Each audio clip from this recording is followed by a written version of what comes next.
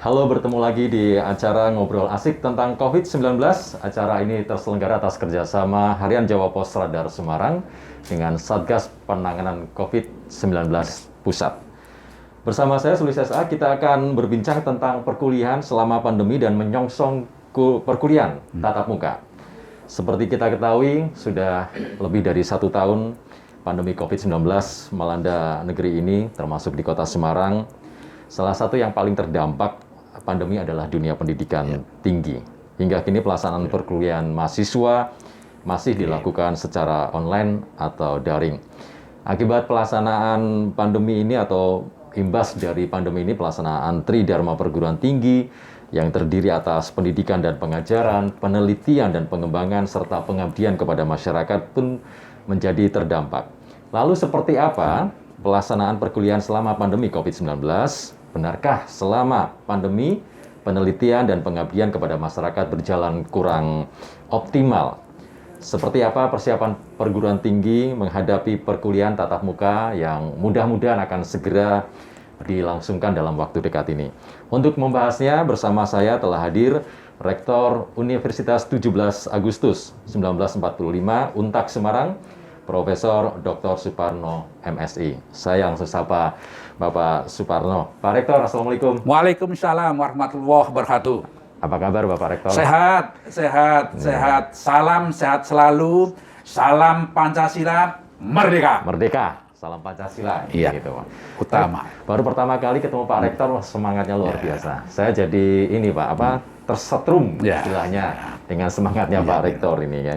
Pak Rektor, bisa diceritakan selama 1 tahun pandemi ini, kita tahu belum berakhir, mudah-mudahan dengan program vaksinasi pandemi bisa kita atasi. Nah, seperti apa pelaksanaan perkuliahan mahasiswa khususnya di kampus Untak Semarang? Oke, perguruan tinggi sebagai warga negara yang baik kan begitu, taat, patuh terhadap regulasi, itu utama. Karena apapun regulasi adalah pijakan kita untuk bekerja, bergerak, dan berkarya. Sehingga dalam masa pandemi COVID-19 ini sampai detik ini belum berakhir. Apa yang harus kita lakukan? Yaitu kuliah yang kita lakukan adalah kuliah yang secara daring. Karena daring adalah salah satu upaya yang terbaik. Karena kita menghindari 5M. Satu adalah menjaga jarak, mencuci tangan, memakai masker, mengurangi mobilitas dan mengurangi kerumunan. Sehingga dengan 5M itu dilakukan dengan baik dan ketat, insya Allah para mahasiswa akan mengikuti kuliah daring dengan baik. Dengan catatan sarana, prasarana, IT siap dan siap. Kalau sarana IT siap dan siap belum terlaksana baik, akan tetapi akan mengakibatkan kuliah kurang optimal kan begitu. Sehingga harapan kami dengan kuliah daring ini bagaimana mahasiswa bisa menyesuaikan diri, itu utama. Dengan menyesuaikan diri kondisi dan situasi di mana keberadaan mahasiswa ini kan begitu. Sehingga apa yang telah dikeluarkan, kebijakan yang telah dikeluarkan oleh pemerintah dan lembaga universitas pasti akan mengikuti dengan baik. Dengan catatan sekali lagi, harus sadar diri bahwa COVID-19 belum berakhir. Gitu. Pak, selama pelaksanaan perkuliahan secara daring atau online, adakah kendala yang dihadapi oleh dosen maupun mahasiswa yang terjadi selama ini? Ya, oke, pasti ada kendala. Karena tadi saya sampaikan, harus berkaitan dengan sarana prasarana khususnya tentang IT itu internet kan begitu. Sehingga jangkauan internet tidak semua daerah dengan baik kan begitu. Kami paham dengan baik bahwa mahasiswa kami yang dari Papua, yang dari Aceh pun banyak dari situ. Tetapi di satu pihak karena kondisi situasi jaringan internet yang belum sampai ke pelosok tanah air, maka dibutuhkan bagaimana kesadaran mahasiswa untuk bisa mencari internet itu yang terbaik untuk bisa melakukan kuliah dengan. Karena apa? Mahasiswa adalah tumpuan bangsa untuk generasi-generasi yang akan datang, yang akan melanjutkan cita-cita para pendiri bangsa. Itu artinya mahasiswa dituntut untuk selalu berinovasi mencari lokasi kalau memang kesulitan ya Pak. Baik Pak, kalau bicara udah 1 tahun perkuliahan secara online, berbeda sekali ketika dengan tatap muka, ketemu dengan dosen, ketemu dengan Pak Rektor atau dengan mahasiswa teman-temannya. Tentu ada kejenuhan ketika ini perkuliahan digelar secara online. Apa yang dilakukan oleh kampus untuk membantu mahasiswa untuk mengusir kejenuhan ini Pak? Oke. Dalam rangka untuk mengurangi kejenuhan mahasiswa yang sudah 1 tahun kita lakukan ini, maka kami pada perguruan tinggi bagi mahasiswa yang praktek kita lakukan dengan offline, artinya tatap muka dengan catatan prokes dengan baik. Kita melihat juga tidak lepas dari perwal wali kota tentang mengizinkan untuk hadir di satu tempat tertentu. Artinya kami jaga dengan baik. Sehingga bagi mahasiswa-mahasiswa yang harus praktek di lapangan atau yang di lab, 50%, 50%. Tidak semua hadir pada satu tempat tertentu, tapi bergantian dan bergantian. Mengapa tadi? Selalu kita mematuhi perwal kota yang itu berkaitan dengan penanggulangan COVID-19. Ini kami lakukan. Betul. Pak, kalau boleh tahu ini durasi jam perkuliahan apakah sama dengan ketika tatap muka atau ada perbedaan Pak Rektor? Berkaitan dengan durasi tatap muka kuliah yang daring, karena tadi kita tidak tahu bagaimana kondisi mahasiswa yang ada di desa dan di lain-lain, maka kuliah itu kan minimal kan 2,5 jam kan gitu, 3 SKS kan gitu. Sehingga untuk bisa melakukan itu maka kita minimal kan begitu 1,5 jam kita lakukan tatap muka dengan catatan mahasiswa serius ada di depan laptop yang ada di tempat masing-masing.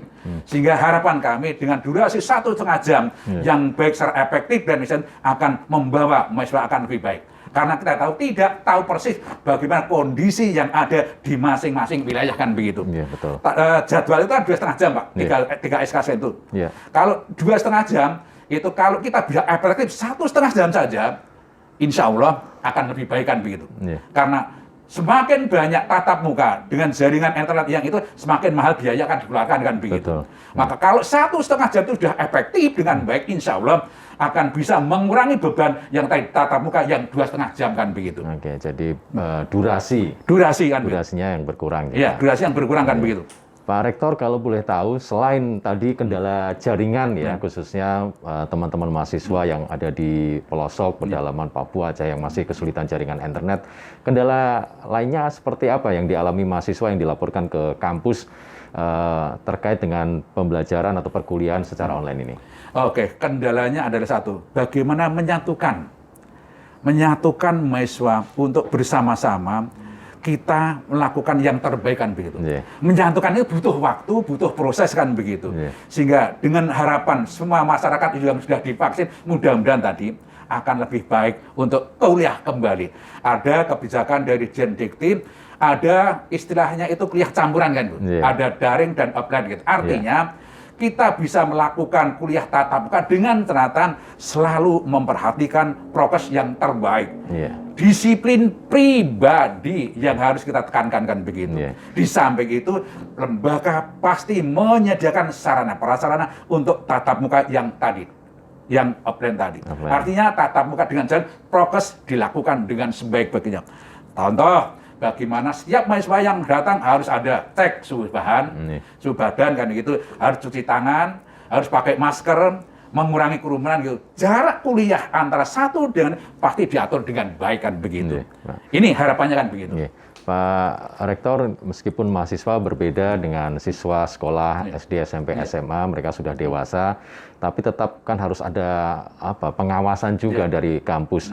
Nah, pola komunikasi seperti apa yang dikembangkan khususnya oleh kampus Untak dengan para orang tua mahasiswa agar mereka ini tidak lost gitu loh dengan kampusnya Pak Rektor? Oleh karena itu, berkaitan dengan kemahasiswaan, maka itu ranah di warik ketiga, bagaimana membangun komunikasi antara mahasiswa dan orang tua.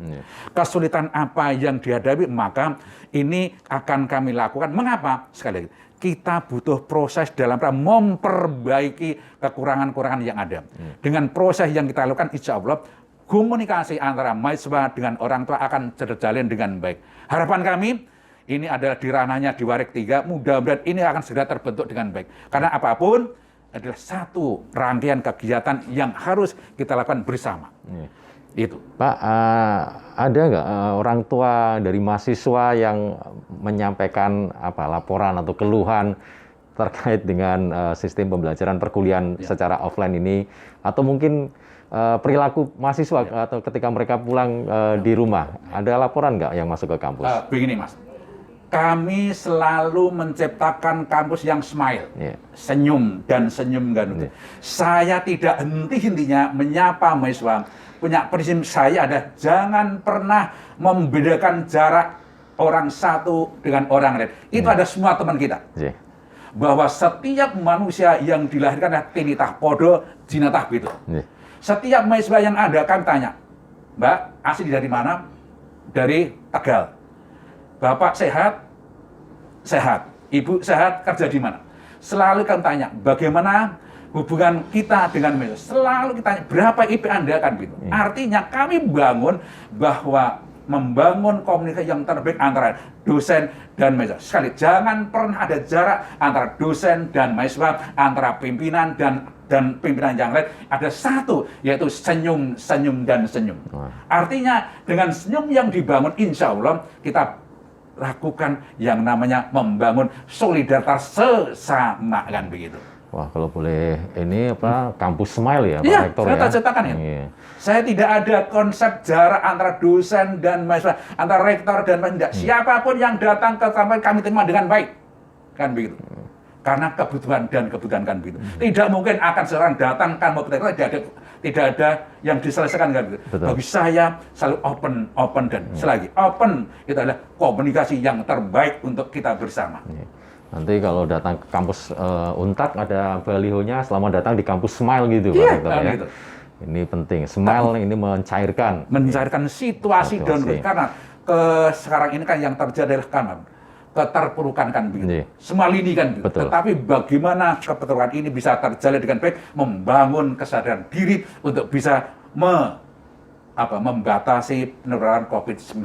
Insya Allah dari hati nurani yang baik, pikiran yang baik, perbuatan baik, semua jadi baikan begitu. Iya. Pak Rektor, saya beralih ke Tridharma Perguruan Tinggi. Tentunya salah satunya adalah pengabdian kepada masyarakat. Tentu selama pandemi kegiatan dibatasi. Bagaimana dengan kegiatan pengabdian kepada masyarakat yang dijalankan oleh kampus? Iya.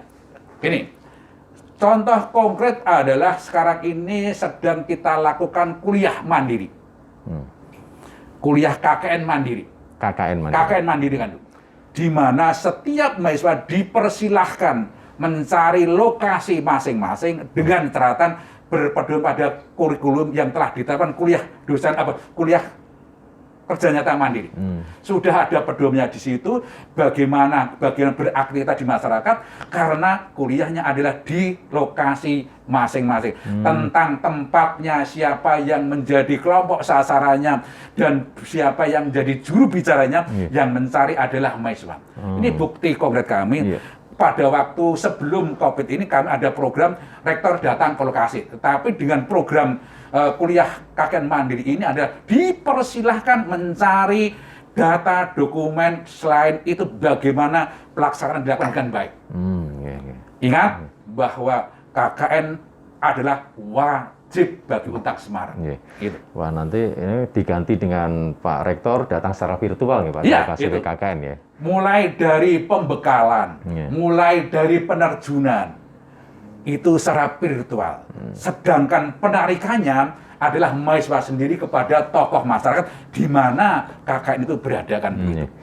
Pak, bisa diberi contoh Pak untuk pelaksanaan KKN mandiri ini misalnya seperti apa yang dilakukan oleh mahasiswa? Oke. Saya selaku rektor menegaskan kepada mahasiswa yang kuliah secara KKN secara mandiri, silahkan sekarang ini adalah masa pandemi COVID-19 belum. Silahkan lakukanlah edukasi yang terbaik pada masyarakat berkaitan dengan COVID-19. Kalau Anda tidak tahu, harus ada mendatangkan orang yang bisa dipercaya, silahkan mendatangkan tamu untuk menjadi narasumber, menjadi edukasi kepada masyarakat. Ingat sekali lagi bahwa masyarakat akan baik manakala edukasi tentang COVID-19 dilakukan dengan baik kan begitu. Itu artinya mahasiswa, Untak dan kampus ikut membantu pemerintah ya Pak ya? Iya, sinergitas itu yang dibangun Mas Andi. Karena dengan sinergitas, kolaborasi akan menjalin persatuan dan kesatuan untuk kita bersama. Oke. Pengabdian masyarakat, KKN dengan KKN Mandiri, Pak Rektor. Nah, kalau terkait dengan skripsi nih, S1, S2 maupun S3, mau nggak mau kan dulu secara tatap muka bertemu dengan dosen pembimbing, Pak. Khusus untuk pandemi, apakah secara virtual juga atau bagaimana, Pak? Ujian skripsi dilakukan secara virtual. Untuk S2, ada yang virtual, ada yang tatap muka. Yang S3 virtual semuanya kan itu. Karena apa? Sekali lagi, mengurangi mobilitas masyarakat untuk bisa bertemu. Itu utamanya kan itu. Sehingga ada yang daring, ada yang tatap muka. Dengan catatan, dibatasi, dan dibatasi gitu. Kan di Fakultas Teknik itu sudah daring, FIB sudah daring, ekonomi juga daring semuanya kan begitu. FISIP juga daring itu. Ada yang tatap muka kecil sekali yang kita lakukan kan begitu. Pak, bicara soal prestasi, semua terdampak, tentu prestasi, apakah kampus Untak juga terdampak prestasinya? Saya dengar juga ini banyak menelurkan guru besar justru selama masa pandemi. Mungkin bisa diceritakan ini Pak. Alhamdulillah, matur nuwun. Saya sampaikan. Pada tahun 2019, perguruan tinggi swasta, satunya Untak 3 guru besar. 1 tahun, kan begitu. Tahun 2020, 1 Fakultas Ekonomi yang kemarin dikukuhkan pada bulan Maret kemarin. Yang kedua, kami ada 3 guru besar yang sudah ada di LEDikti. Artinya ada 3 calon guru besar, ada di Kopertis. Ada 2 guru besar calon sudah ada di Jakarta. Artinya lembaga berkeinginan untuk menciptakan guru besar dalam rangka meningkatkan trust kepercayaan masyarakat kepada Untak kepada masyarakat. Lah, apa yang kami lakukan dalam rangka percepatan guru besar? Pemerintah Kota Semarang dalam hal ini ada LED Wilayah 6 melakukan program yang namanya pendampingan jabatan akademik, JAPA.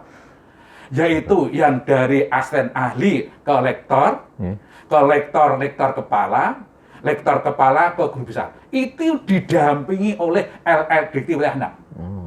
Bukti kami yang kami lakukan ada pada hari Jumat kemarin, kami bergandeng tangan dengan LEDikti dari surat yang masuk pada dosen ya Mas, dan dosen yang masuk pada kami untuk melakukan jabatan akademik, kami rekapkan begitu. Siapa yang ke asisten ahli ke lektor, lektor kepala, lektor ke lektor berapa, guru besar berapa. Ini kami sampaikan ke LED mendampingi. Hari Jumat kemarin, LEDikti bersama Unisbank dan Untak melakukan pendampingan jabatan akademik.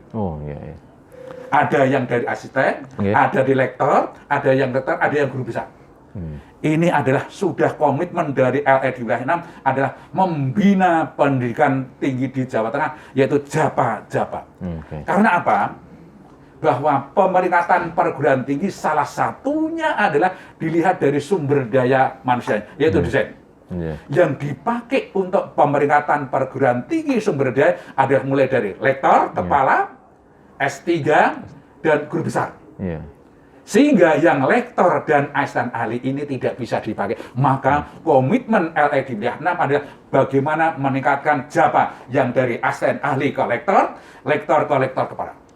Ini salah satu tanggung jawab. Tanggung jawab LED luar biasa sekarang itu. Artinya binakan begitu. Setahu saya juga banyak rektor-rektor perguruan tinggi di Semarang khususnya banyak yang berasal dari kampus Untak juga nih Pak Rektor. Jadi kampus Untak tidak hanya menelurkan S1, S2, tapi juga menelurkan banyak rektor juga nih Pak Rektor. Karena konsepnya ada Untak ada di mana-mana ada Untakan begitu. Seluruh Indonesia sudah ada semua. Pak Rektor, bicara soal perkuliahan, jika tidak ada aral melintang, kemungkinan besar Juli 2021 pemerintah dalam hal ini Kementerian Pendidikan dan Kebudayaan sudah memberikan lampu hijau. Kota Semarang mungkin kemarin kita ngobrol juga dengan dinas juga kemungkinan malah sebelum Juli kalau itu memang memungkinkan. Nah, Kampus Untak tentu dengan persiapan yang sudah dilakukan, penerapan prokes sebelumnya, bagaimana persiapan yang dilakukan kampus jika memang benar nanti perkuliahan tatap muka segera dimulai? Oke, itu adalah satu mimpi yang luar biasa dan segera terrealisasi. Mengapa? Karena tatap muka secara langsung itu kita bisa mengetahui bagaimana posisi mahasiswa. Pakaiannya seperti apa, tindak lanjutnya seperti apa, sikapnya seperti apa. Karena ini akan membantu yang namanya tatap muka dan membentuk perilaku karakter mahasiswa yang terbaik, mahasiswa yang berkarakter. Ingat, satu, penampilan seperti apa, cara pakainya seperti apa, cara bicaranya seperti apa gitu. Ini adalah luar biasa kalau ini bisa sudah dilakukan bulan September, karena kuliah kita kan dimulai bulan September kan begitu. Maka tadi protokol kesehatan harus dilakukan dengan baik dengan cara tatap muka, dilakukan berjarak, yaitu jarak satu mahasiswa dengan jarak mahasiswa dengan baik kan begitu. Mestinya kita harus dan segera untuk mempersiapkan diri kan begitu. Itu artinya secara struktur dan juga infrastruktur kampus sudah siap Pak kalau dijalankan bulan Juli. Bahkan sebelum Juli pun sudah siap Pak kalau kan memang itu sudah diterapkan. Kalau bicara soal ini kan pelaksanaan vaksin Pak Rektor, ini sudah mulai dilakukan. Nah, untuk sivitas akademika di kampus Untak sendiri Alhamdulillah untuk vaksin COVID-19 yang lansia Untak sudah, termasuk saya sudah. Kami sudah disurati dari Dinas Kesehatan untuk mengirim BNM, sudah kami kirim. Artinya kepedulian Untak tentang ikan bangun. Dan yang perlu kami sampaikan, semua dosen karyawan kami harus kita rapid, Mas. Di pos depan itu ada rapid test. Semua dosen kami rapid, kami biayai. Artinya kami memastikan bahwa regulasi yang telah ditetapkan pemerintah bahwa setiap dosen dan karyawan harus dirapid. Kami lakukan. Ini kami upload di LEDikti. Ada data di sana kan itu. Dengan demikian sekali, regulasi sebagai payung hukum untuk menjalankan aktivitas kegiatan di perguruan tinggi.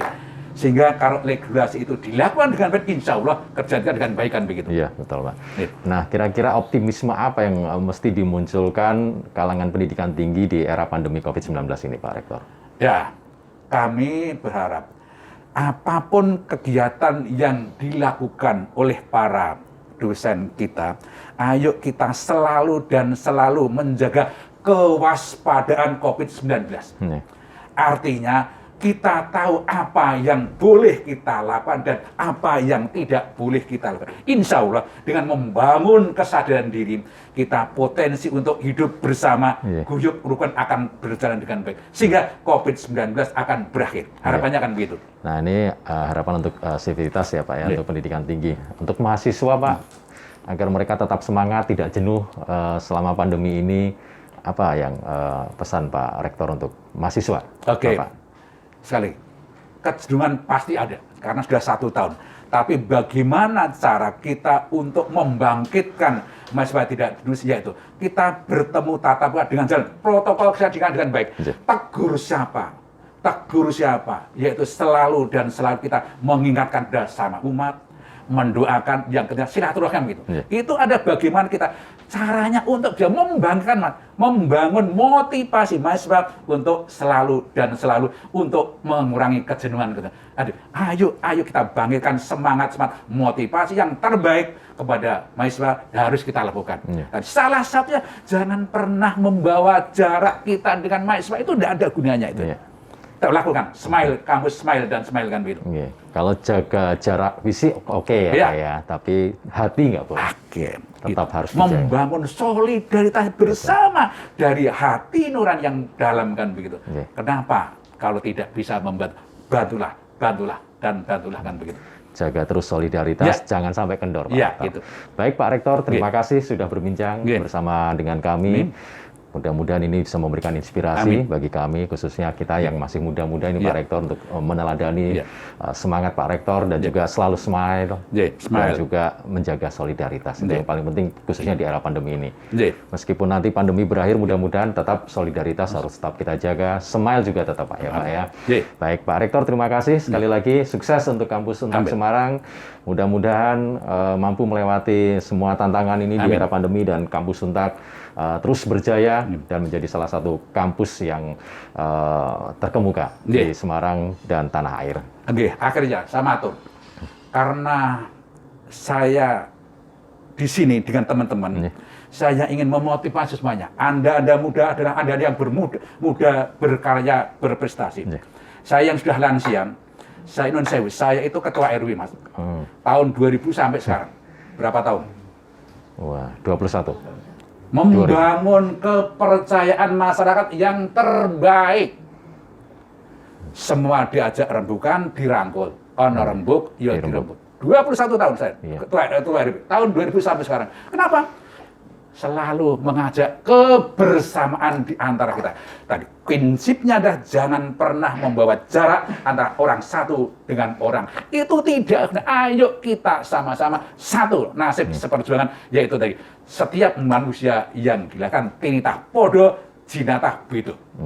Mesem guyu orang bayar. Maka dalam rangka membangun kebersamaan ada 3 hal. Satu adalah minta tolong, kerjasama, karena kita hidup tidak bisa mandiri, gitu ya. Kedua, minta maaf karena perilaku kita, tindak kita yang tidak pas gitu. Mohon maaf ya tadi saya begitu kan. Yang ketiga adalah terima kasih.